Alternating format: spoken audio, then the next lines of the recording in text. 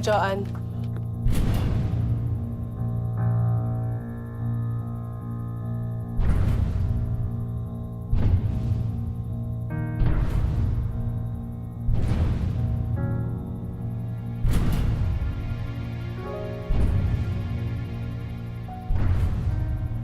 Hindi ako manggugulo. Gusto ko lang makausap ang anak ko.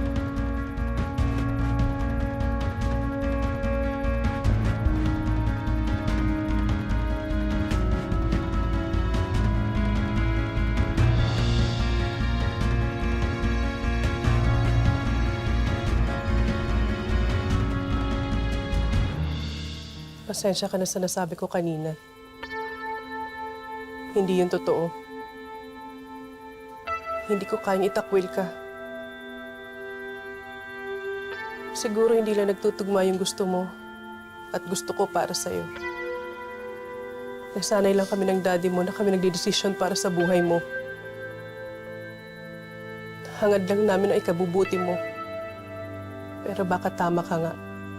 Hindi mo pwedeng diktahan kung sino pwedeng pakasalan at mahalin. Kung si Pai ang gusto mo makasama habang buhay, pumapayag na ako.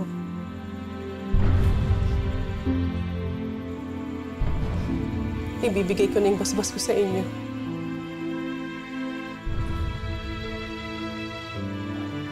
Thank you, Ma'am.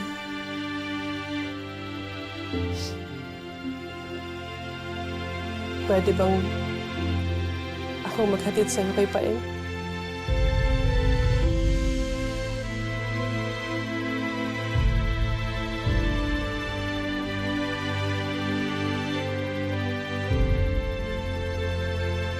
Oo naman.